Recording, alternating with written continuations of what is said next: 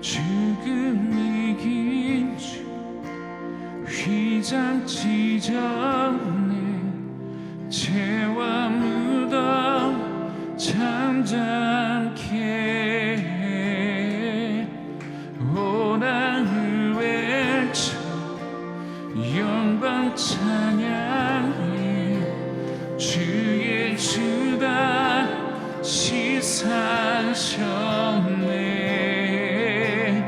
맞설 자 없네 비길 자 없네 영원히 다스리는 주 모든 나라와 모든 영광과 모든 이름 위에 이름 그 이름 강력하도다 그 이름 강력하도다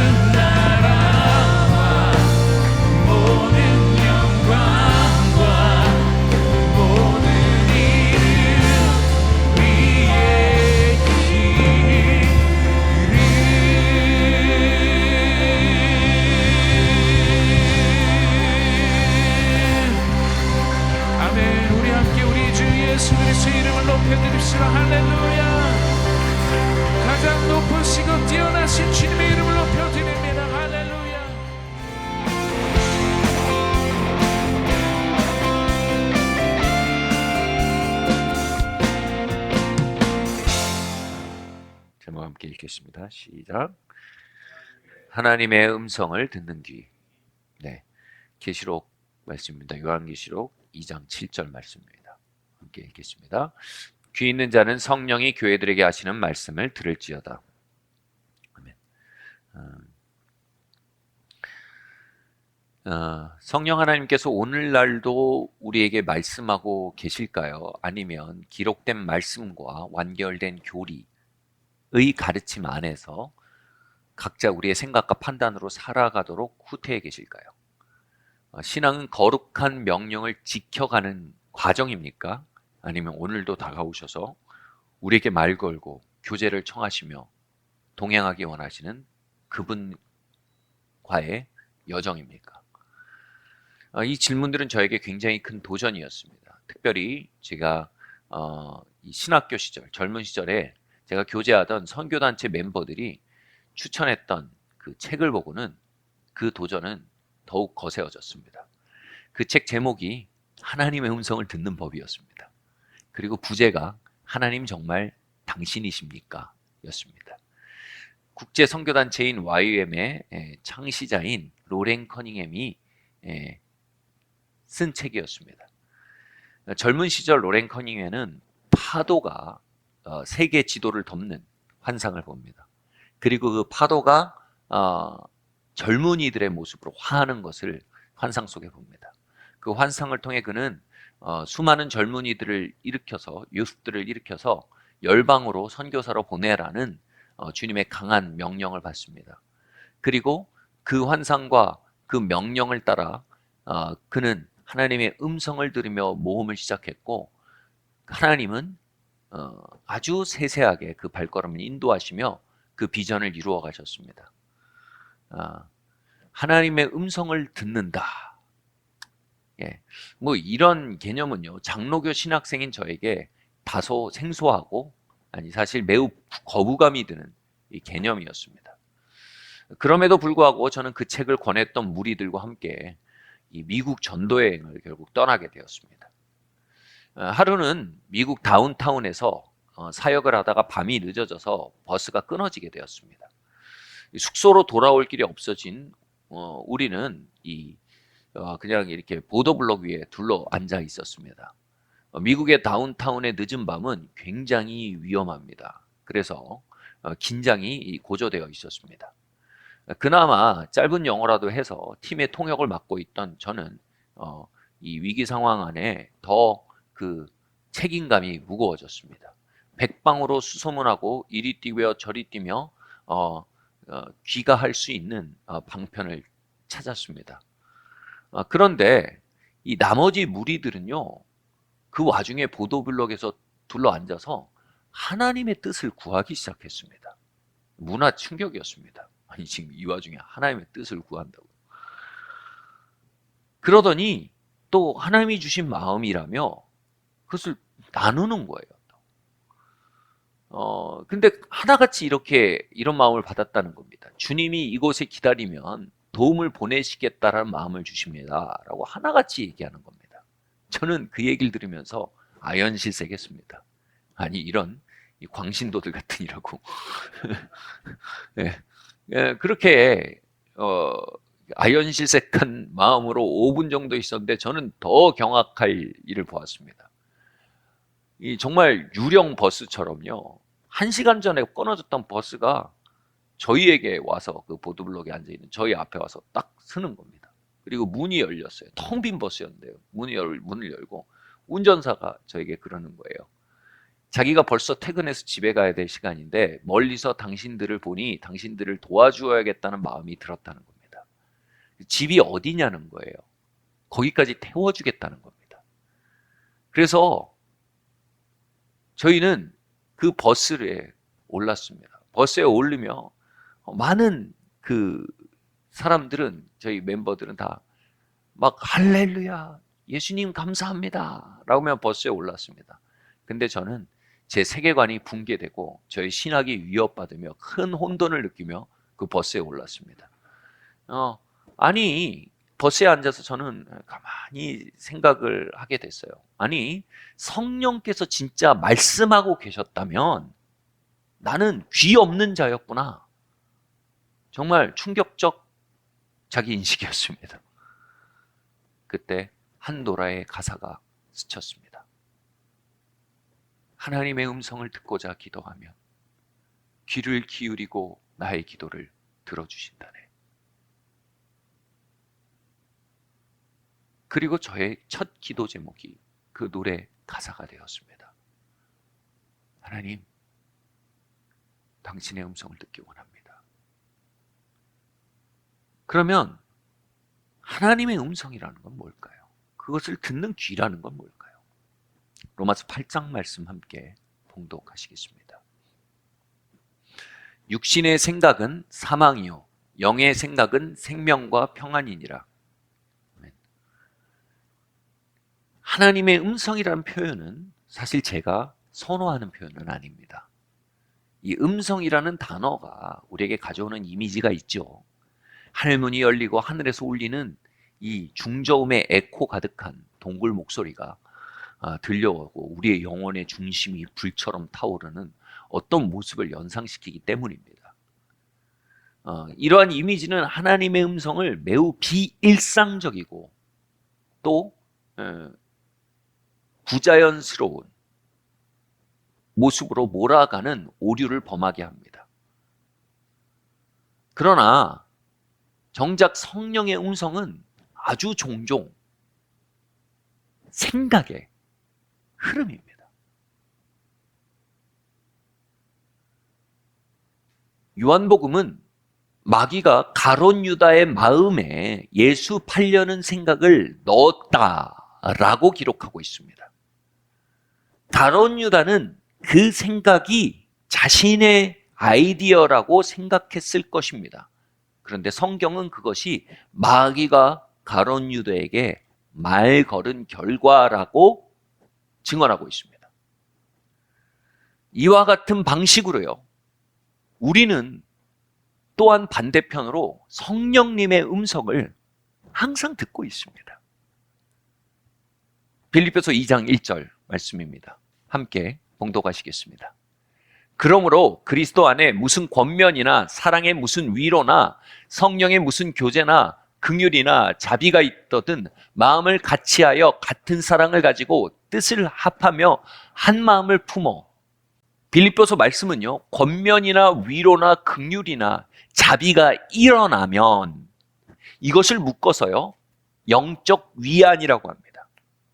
바로 하나님의 영이 우리 안에 일어날 때 자주 동반되는 영적 위안, 하나님이 만지시고 말 거실 때 일어나는 많은 파장들입니다. 이것들이 있을 때 어떻게 하라고요? 마음을 같이 하고 뜻을 합하라고 합니다. 이것을 원어로 보면요, 귀를 기울여 집중하라 라고 번역될 수 있습니다. 거룩한 종류의 생각들은요, 생각들이 주님의 음성인지 아닌지 주의를 집중하여 들여다보라고 권면하는 것입니다. 그렇게 우리가 우리 안에 흐르는 생각의 흐름에 주의를 기울이기 시작한다면요, 우리는 거기서 우리의 삶에 이미 찾아와 개입하고 있던 파괴자 마귀의 현존을 발견하고 대적할 수 있는 기회를 얻게 됩니다. 또한 우리에게 이미 찾아와 말 걸고 계신 주님의 현존 또한 발견하고 그것에 따라 나서고 순종할 수 있는 기회도 얻게 되는 것입니다. 이렇게 우리의 마음속에 운행하던 성령의 음성과 악신의 책동을 감지할 수 있는 상태, 그것에 주의를 기울일 수 있는 상태를 일컬어 저는 내적 고요의 상태라고 말씀드리고 싶습니다. 잔잔한 우물에는 하늘이 비치고 아주 깨끗한 호수에는 산과 구름이 비칩니다. 그러나 과거의 고통이나 미래의 근심으로 일렁여대는 내면에는 하늘이 담기질 않습니다. 구름도 비추어지지 않습니다. 성령의 음성을 찾아낼 수 있는, 이미 아주 초자연적이지만 너무나 자연스럽게 우리에게 찾아와 있는 하나님의 현존과 성령의 음성을 찾아낼 수 있는 귀는 바로 내적 고요에 있는 것입니다.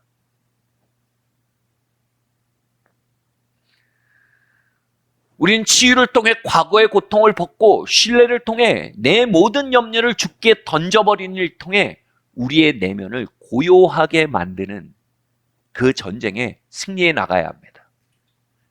내적 고요가 형성되려 갈수록 우리는 우리 안에 울려나던 수많은 천사의 소식들을 발견하고 깜짝 놀랄 것입니다. 주님이 갈릴리를 걸어 다니셨던 것보다 더 빈번히 우리의 마음속에 말 걸고 운행하고 계셨음을 발견하고 깜짝 놀라게 될 것입니다. 그리고 무신경하게 통과시키고 따라 살았던 수많은 마귀의 책동들을 발견하고 그리고 그것이 가져온 결과들을 발견하고 정신이 번쩍 나고 돌이키게 될 것입니다. 그래서 성령의 음성을 듣는 귀는요, 첫 번째로 내적 고요, 그리고 고요한 시간을 가지는 것을 의미합니다. 두 번째로요. 말씀 한번 두 번째 말씀 읽겠습니다. 고린도전서 12장 8절 말씀입니다. 함께 읽겠습니다. 시작. 지혜의 말씀을, 어떤 사람에게는 같은 성령을 따라 지식의 말씀을, 다른 사람에게는 같은 성령으로 믿음을. 어거스틴은요, 방탕한 삶을 살았지만 또 중심에는 진리를 향한 구도의 마음이 있었던 청년이었습니다. 마침내 기독교에 대한 소개를 듣게 되고 그것을 깊이 연구할수록 이것이 진리라는 그 서광이 그의 마음에 비춰오고 있었습니다. 그런데 그 진리에 응답하면 그의 여태까지의 삶을 다 부정해야 하는, 여러분 원래 그래야 진리 아닙니까? 그 필연성을 느끼고 고민하고 있었습니다. 그 뒷정원에 앉아가지고 깊은 고민에 빠져 있었는데 정원 담벼락 너머에 아이들이 놀면서 노래 부르는 소리가 들렸습니다. 톨레레게 톨레레게라는 가사의 노래를 불렀습니다.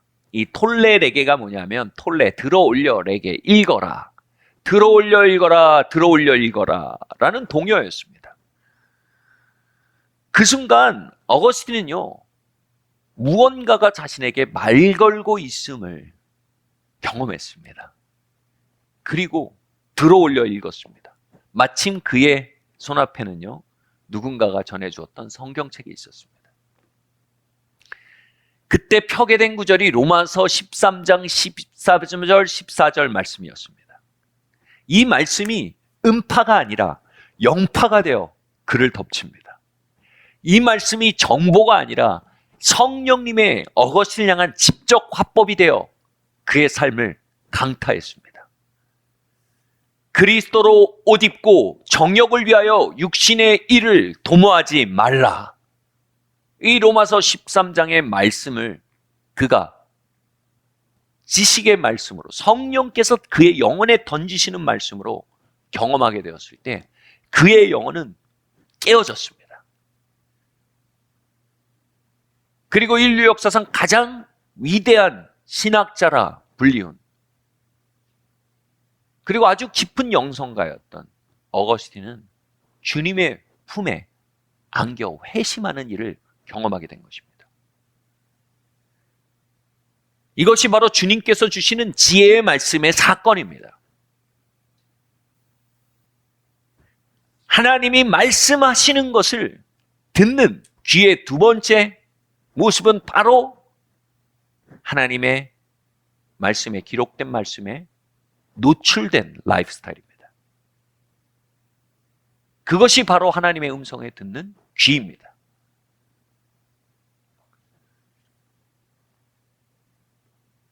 하나님의 음성을 듣기 원하십니까? 그러면 여러분이 그분의 입을 여실 수 있습니다. 성경은 하나님의 입입니다. 여러분이 성경을 열 때 여러분 하나님의 입을 여는 것입니다. 그리고 하나님이 여러분에게 말씀하실 수 있는 찬스를 드리는 엄청난 자리인 것입니다. 여러분, 올 한 해 톨레르게의 사건이 빈번히 일어날 수 있는 라이프스타일을 결정하시기를 바랍니다. 올 한 해 하나님의 지혜의 말씀이 빈번히 방문할 수 있는 라이프스타일을 지어 올리시기 바랍니다. 바로 말씀 중심으로, 말씀에 노출된 라이프스타일입니다. 할렐루야.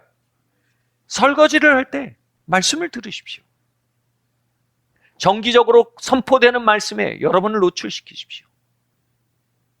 그리고 성령께서 여러분의 말씀하실 수 있는 기회를 드리십시오. 세 번째로요, 한번 말씀을 읽겠습니다. 로마서 9장 1절 말씀 함께 읽겠습니다. 시작. 내가 그리스도 안에서 참말을 하고 거짓말을 아니하노라. 나에게 큰 근심이 있는 것과 마음에 그치지 않는 고통이 있는 것을 내 양심이 성령 안에서 나와 더불어 증언하노니. 성령님과 우리의 마음 사이에 교통할 수 있는 통로, 수단으로서 우리 안에 허락된 기관이 바로 우리의 영입니다. 그런데 사실 우리 안에 내주하는 영은요, 매우 좀 초자연적인 언어 같지만 매우 자연스럽게, 매우 일상적으로 우리의 삶에 이미 공존해 오고 있었습니다. 그 영의 다른 이름이 바로 양심입니다. 바울은 양심이 성령 안에서 나에게 증거하고 있다라고 말했습니다. 거듭나고 회복된 양심은요, 두 가지의 기능을 합니다. 첫 번째로 자연적인 기능입니다. 이것은 옳고 그른 것을 분간하고 참된 것과 거짓된 것을 분간하는 일을 합니다. 이 양심의 두 번째 기능은요, 굉장히 초자연적인 기능입니다. 바울은 사도행전에서 자신이 범사의 양심을 따라 주를 섬겼다고 고백합니다. 바로 바울의 영이 성령님과 링크되어 있고, 이 영인과 바울의 마음이 연결되어 있는 이 면이 바로 뭐예요? 여긴 양심이었다는 겁니다. 바울은 주님의 이끄심을 양심으로 감지했다는 것입니다.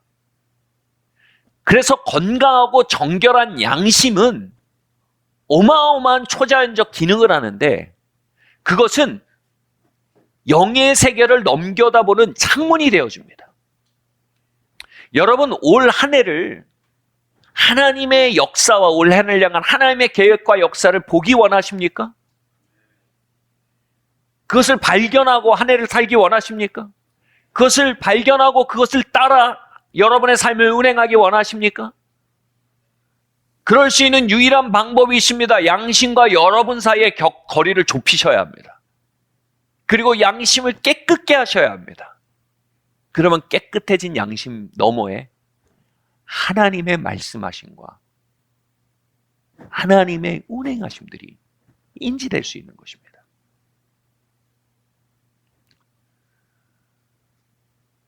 예전에 참 부끄러운 얘기지만 저희 부부의 삶에는 이 상처를 주고받는 일이 악순환처럼 계속되던 기간이 있었습니다. 저희는요, 저희 양심의 기초에 서로를 대한 게 아니에요. 내가 겪은 고통의 기초에 서로를 대한 거예요. 여러분이 겪은 손해나 고통에 귀를 기울이고 그것 위에 서서 반응하려 할수록 여러분 양심으로부터 멀어집니다. 양심은 말합니다. 아니야, 그건 옳지 않아. 양심은 말합니다. 아니야, 그건 사랑의 길이 아니야. 아니야, 그건 주님의 법도가 아니야. 근데 내가 아픔을 겪고 피해를 겪었다는 이유로 우린 말하게 되죠. 그게 뭔 상관이야. 내가 이 정도로 아팠는데. 그게 뭔 상관이야. 상대방이 나에게 이 정도의 손실을 입혔는데. 그래서 우리는 우리의 마음속에서 마이크를 가지고 있어야 할 양심의 마이크를 뺏어서 우리의 피해의식의 마이크를 넘겨주게 됩니다. 여러분, 그런 표현 아시죠? 1절만 해. 이 친구는 10절까지 불러도 노래가 끝나지가 않습니다. 그런데 저의 양심에 이 말씀이 함께 증언하기 시작했어요. 악에게 지지 말고 선으로 악을 이겨야 한다. 어떤 악한 환경일지라도 네가 양심을 따라 행할 때 네가 승리할 수 있는 거다. 라는 음성이었습니다. 그래서 점차 서로의 가해성에 반응하던 저희가 후퇴해서 서로의 양심에 반응하는 자리로 돌아왔습니다. 처음에는 손해보는 것 같았죠. 먼저 미안하다고 해야 되고. 처음에는 손해보는 것 같았죠. 내가 그럴 권리가 있다고 생각하는 것들을 접어야 했습니다. 그런데 그건 일말의 손해도 아니었습니다. 말씀드렸죠. 양심은 성령의 인도와 역사가 풀어져 나오는 채널입니다. 저희 부부관계에는 성령의 음성과 임재가 쏟아져 나오기 시작했습니다.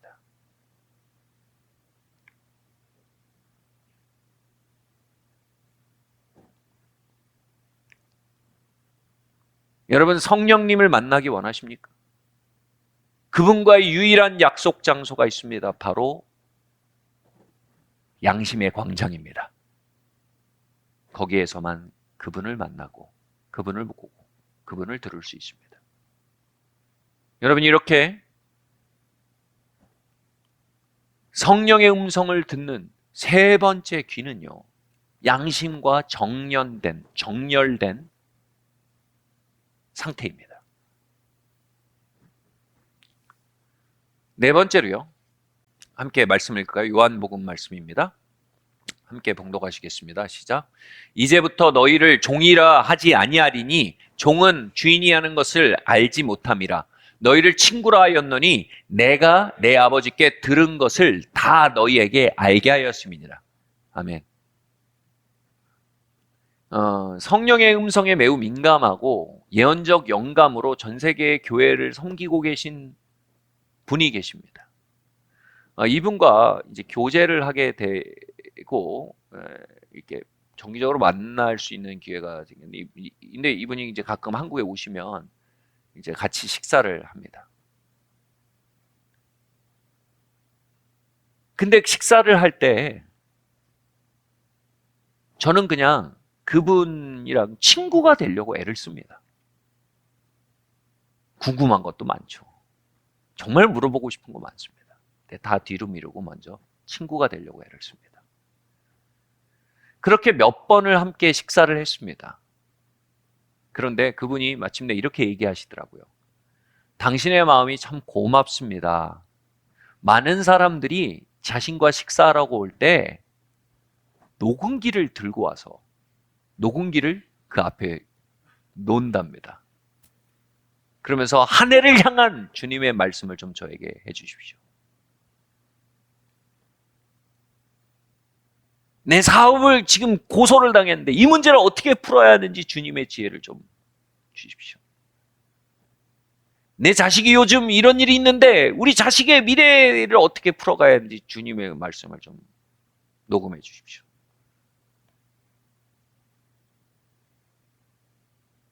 그분이 그렇게 얘기하더라고요. 그들이 저를 그렇게 대할 때 저는 몸 파는 사람이 된 느낌을 갖습니다.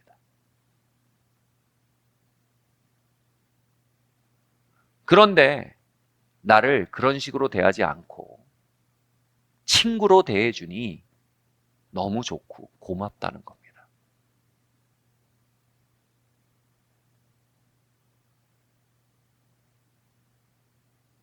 여러분, 우리가 성령님을 인격으로 존중하고 그분과의 우정을 쌓으려는 우선순위를 잃어버린 채 그분을 결정하기 위한 도구로, 점치는 도구로 전락시킨다면요, 그분은 동일한 심정을 가지게 되시는 겁니다. 그분은 그분을 친구 삼기 원하는 이들을 기다리십니다. 그분의 임재를 사랑하고 그분과의 교제를 즐거워하는 이들을 기다리고 계십니다. 너무나 역설적인 것은요, 그렇게 말씀하셨던 그 사역자분이 저희의 그 영적 필요에 대해서 매우 적극적으로 응답하길 즐겨하신다는 겁니다. 그래서 그것들이요, 저와 또 저의 사역에 굉장히 중요한 도움들을 많이 주었습니다. 그러면서 이렇게 얘기합니다. 내가 이렇게 하는 이유는 because I love you. 내가 당신을 사랑해서 이렇게 하는 겁니다. Because you are my friend. 당신이 내 친구여서 이렇게 하는 겁니다. 하나님도 우리에게 그렇게 말씀하기 원하십니다. 내가 이것을 너에게 보이는 것은 because you are my friend. You are my friend. 주님은 친구들에게 놀라운 비밀을 열어 보이시는 하나님이심을 믿으시기를 바랍니다. 그분의 친구가 되십시오.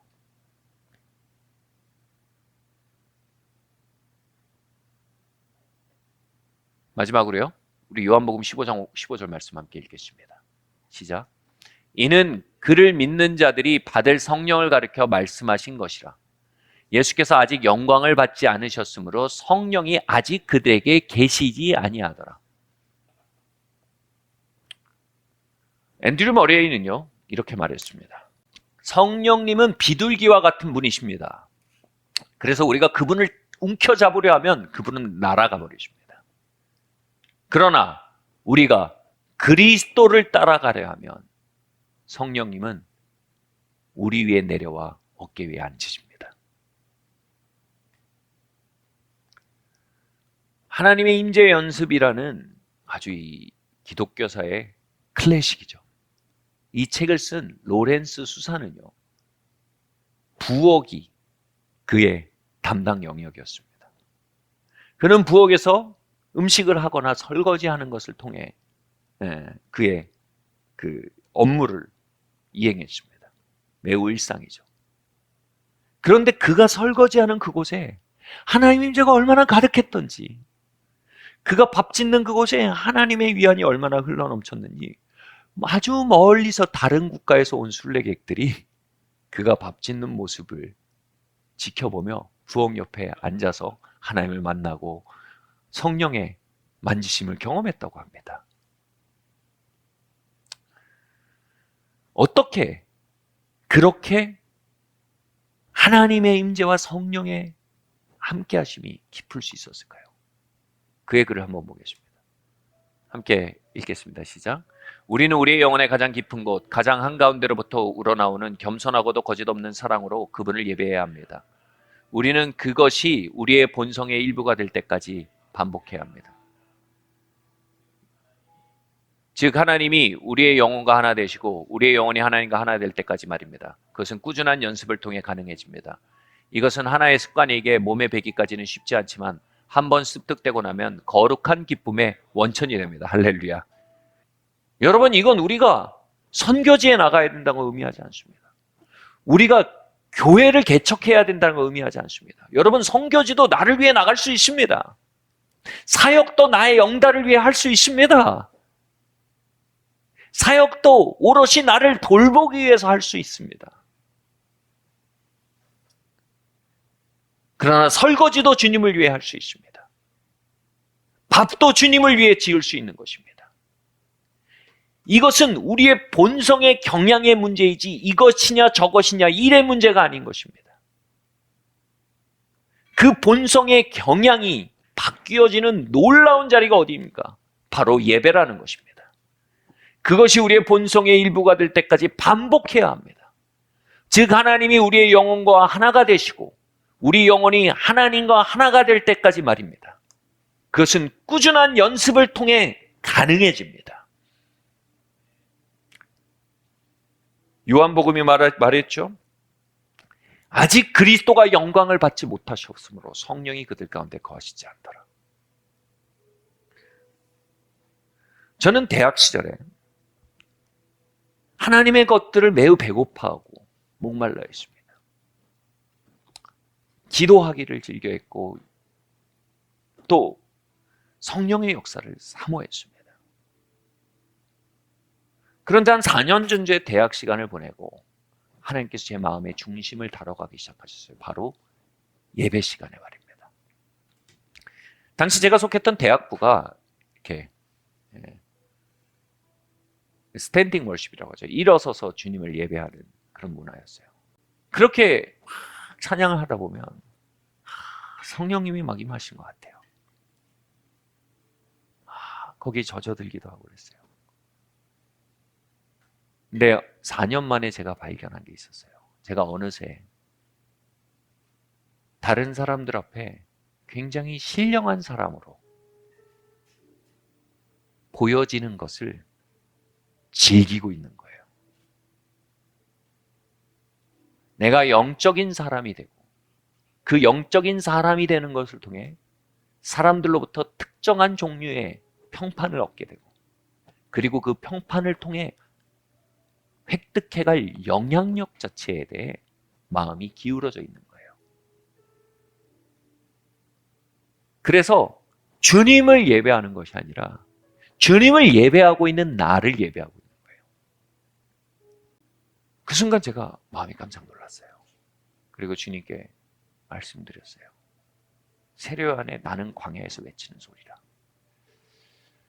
그 말처럼요. 주님, 지금 내가 이 드리는 찬양이 주님의 귀에만 올려지고 그 목적만을 향해 드려지고 사라져버린 소리를 원합니다. 나의 삶이 당신만을 영예롭게 하고 사라져버리는 광야에서 외친 소리이길 원합니다. 주님, 이렇게 지독하게 자아를 흩뜨는 나의 영광을 갈구하는 이 나의 본성을 당신의 손에 맡겨드립니다.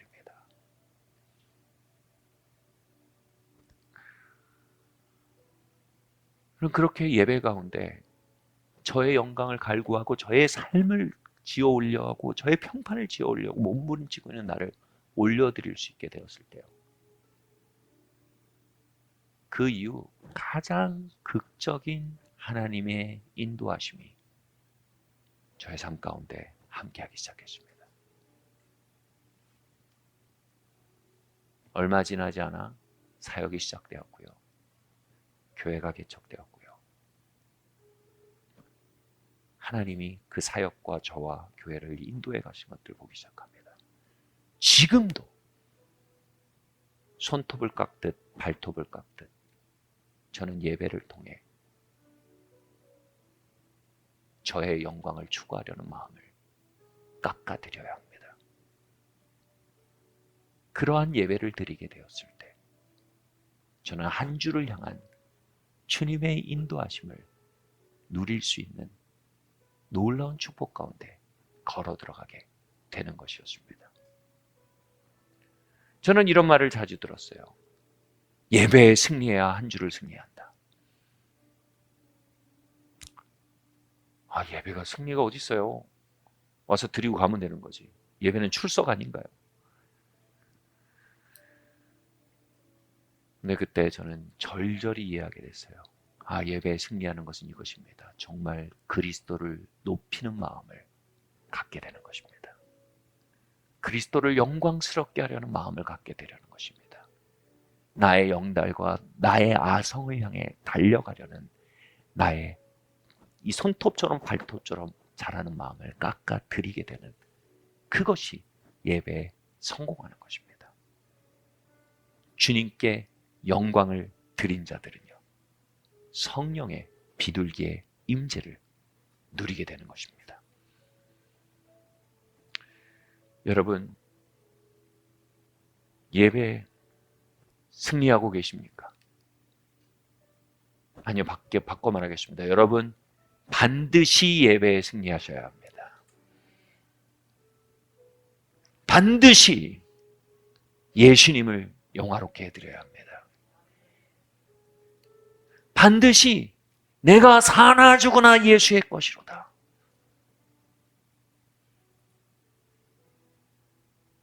여러분, 이거는 높은 신앙을 가진 사람들의 고백이 아닙니다. 이것은 예배에 성공한 자들이 가지게 되는 고백입니다. 주님, 이 시간 기도합니다. 양은 목자의 음성을 듣나니 말씀하셨습니다. 주님, 우리가 목자의 음성을 따라 살아가는 영광을 누리는 양떼 되기를 원합니다. 주님, 우리의 마음에 말씀하여 주시고 우리의 생각에 개입하여 주시고 우리의 2021년을 인도하여 주시옵소서.